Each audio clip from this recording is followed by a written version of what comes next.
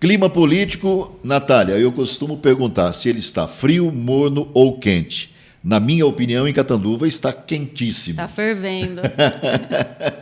Olha, O assunto é um só, né, Marcão? SEI do loteamento Bom Pastor. Sem dúvida alguma. E a SEI, que já abriu já a parte de oitivas, né? Já no primeiro dia, com um pedido de prisão de depoente. Já no segundo dia, a falta de pessoas que estavam convocadas e que agora serão conduzidas coercitivamente. Amanhã. Exatamente. Então, nós vemos que está havendo assim, uma briga muito grande entre legislativo e executivo. Mas quem é pessoa capacitada para falar sobre isso é o doutor Newton Cândido, que está aqui dentro do Clima Político. Seja bem-vindo. Boa noite, doutor. Boa noite aos telespectadores. Estamos aí à disposição de vocês. O clima realmente ficou quente, ficou pesado, né? E cabe agora às partes envolvidas dar os devidos andamentos, né? O senhor esperava... Desculpa, Natália. Pode falar, Marcos. Você esperava essa temperatura, né, nesse nível, já assim, no início das oitivas? De forma nenhuma. Dia, né? De forma nenhuma. Achei assim que a coisa ficou pesada. O vereador Maurício Gouveia, como presidente ali da comissão, como presidente da SEI, o senhor acha que ele agiu corretamente, né, dando ali voz até de prisão ali pro Cebola? O senhor acha que ele agiu como um presidente ou houve excessos? Antes de falar sim ou não, é preciso explicar o seguinte. As pessoas vão para a SEI e não podem mentir, senão estão cometendo crime de falso testemunho. E o presidente da SEI tem poder para mandar prender as pessoas que estão mentindo. Porém, eu acho que o vereador Maurício Gouveia cometeu excessos dentro da SEI, né? Ele extrapolou um pouco. Tinha razão, mas não há necessidade de chegar a esse ponto de prisão, de colocar para fora o secretário dos Negócios Jurídicos. Tem coisas que dá para contornar. Agora, as pessoas têm que ter ciência que não podem mentir em SEI. Pode ficar quieto, pode fazer o que for, mas se foi lá para falar, tem que falar a verdade. E, apesar dos excessos do vereador Maurício Gouveia, ele agiu dentro da legalidade. Uma pergunta. A instalação da SEI, o senhor acha que ela é justificável? Olha, os vereadores têm o direito de investigar o que eles entenderem dentro do quadrante do espectro jurídico-político, né? Se teve decisões, o padre tentou barrar a SEI, não conseguiu barrar a SEI, então essa palavra não é minha, já é do judiciário, que manteve a legalidade da SEI e vai continuar caminhando a SEI. Agora, então, dentro do espectro político, o judiciário disse, é legal, continua e vamos que vamos. Então, por exemplo, se o padre ele continuar, vamos dizer assim, atrapalhando o andamento da SEI, pode-se pedir o afastamento dele?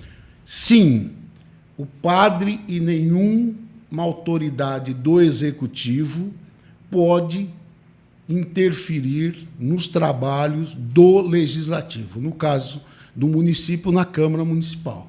Isso ele pode ser, inclusive, afastado. Que a SEI nada mais é do que uma investigação, né? A SEI é uma investigação, né, que tem como objetivo apresentar uma decisão de algo que a abertura entendeu que estava errado.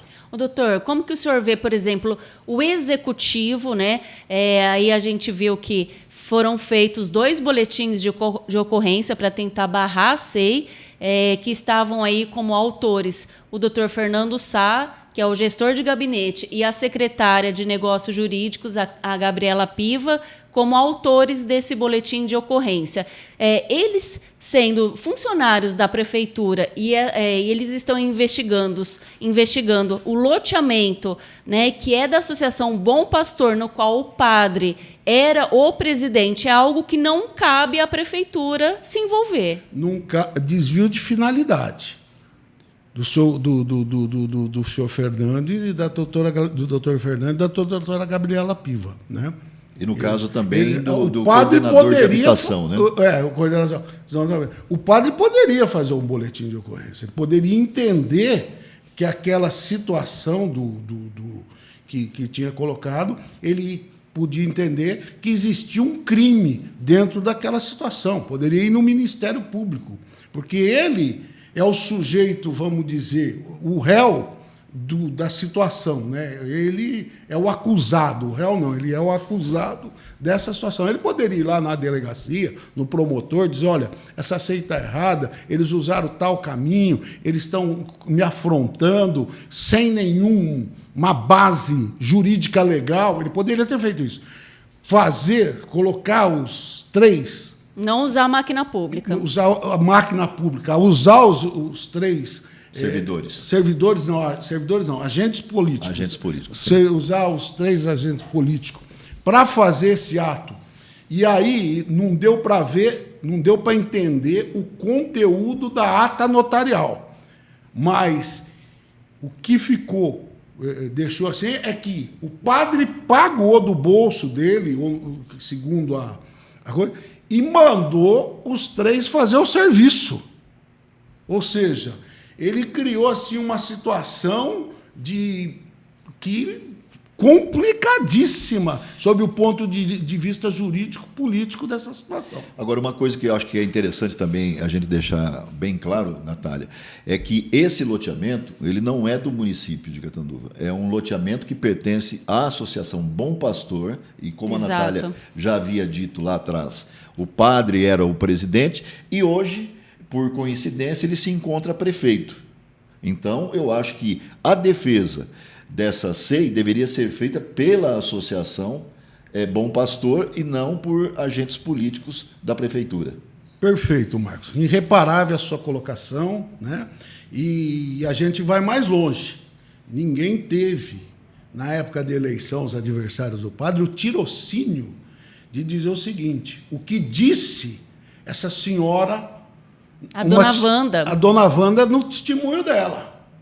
Ou seja, o padre prometeu que todos da associação, ou seja, as 2.000 famílias, que na realidade representa no mínimo 8.000 votos direto, sem contar os indiretos, né? Ela disse que o padre, na campanha, prometeu que sendo prefeito, ia resolver o problema do loteamento. Por isso, os compradores do referido loteamento deveriam votar no padre. Fato novo, juridicamente dizendo. Compra de voto. Compra de voto descarada, entendeu? Não, compra de voto, um fato novo. Ele pode se enrolar ainda por isso? Olha, eu não sou especialista em direito eleitoral, né? Mas, assim, esse é um fato novo, um fato gravíssimo de compra de voto, apesar de que, na realidade, traz para a mesa dos embates que, na realidade, uma ação declaratória, né, que não tem prazo de prescrição e decadência, para declarar que, a partir desse fato novo, houve uma avalanche de compra de voto, ou seja, os adversários comeram bronha nessa situação de não pegar de bate-pronto isso. Mas também os moradores se guardaram, né? Se fecharam em copa. Ninguém falou para ninguém. Mas como a promessa do padre não foi cumprida, agora estão abrindo o bico, como se diz na gíria, né? Dessa lamentável compra de voto por parte do padre Oswaldo. Doutor, amanhã terá o depoimento por condução coercitiva da presidente da associação. E do tesoureiro. E do tesoureiro. Eu vejo assim como o ponto alto dessa SEI. Ou estou exagerando? Não, eles vão ter que se explicarem, né? Num detalhes, né? E agora fica uma situação mais difícil, porque existe outros depoimentos que já foram colhidos. E agora ele não vai poder negar o depoimento da Wanda, não vai poder negar outra situação, ou seja, que outras pessoas, e também corre o risco de, se começarem a mentir lá, serem presos. Já esquisito, foi lamentável que o presidente e a presidente e o tesoureiro. O não comparecimento deles, quando convocado, né, ficou algo estranho. Agora vão ter que comparecer coercitivamente. Ou seja, aumentou o grau de suspeição no depoimento deles. Ou seja, eles podem acrescentar muito pouco em favor do padre, mas pode prejudicá-lo e muito, dependendo do que vai acontecer nas perguntas e respostas amanhã na SEI. Grandes explicações, né, Marcão? E mais uma colocação que eu gostaria que o Dr. Newton fizesse. Em que nível, em que ponto essa SEI pode atrapalhar a administração do prefeito Padre Oswaldo? Eu acho que pode atrapalhar muito. Quando o prefeito perde a credibilidade, ele perde ele perde a Câmara, ele perde a credibilidade. Para ele continuar administrando, para ele se relacionar com as pessoas do município, fica muito mais difícil. Sempre começam a pairar dúvida de qualquer atitude dele. Sempre começa a ter uma desconfiança, né? E nessa ceia aí deixou as desconfianças, né, muito maiores. E a gente pensa que vai ser extremamente difícil o padre continuar administrando, né, continuar uma boa imagem uma até, boa né? imagem dele, né? Doutor, para finalizar, gostaria que o senhor comentasse aí a nota de repúdio da prefeitura. O senhor leu? Li. Quase nota, né? É quase uma nota. Mal explicada, mal redigida. Ao invés de citar a palavra município de Catanduva, que é o ente federativo, citou prefeitura municipal. Prefeitura é o prédio de concreto. O concreto não se solidariza com ninguém, né?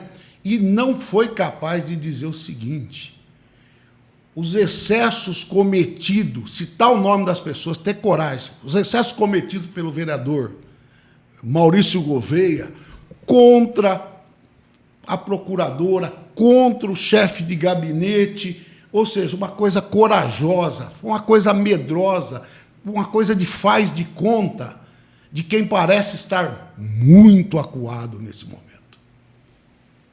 Bom, a gente agradece aí os esclarecimentos. Vamos continuar acompanhando amanhã, né, Marcão? Amanhã é um dia bastante importante para a SEI, como nós já dissemos aqui, o depoimento da presidente da Associação Bom Pastor e também do tesoureiro. Exatamente. A gente tem mostrado aí, desde segunda-feira, o primeiro dia da ceia, a gente está acompanhando, tem mostrado aí para todo mundo, né? E amanhã tem mais. Vocês ficam bem informados aqui com o Jornal Conecta. Doutor, muito obrigado, uma ótima noite. Obrigado a vocês pela oportunidade, uma ótima noite a todos.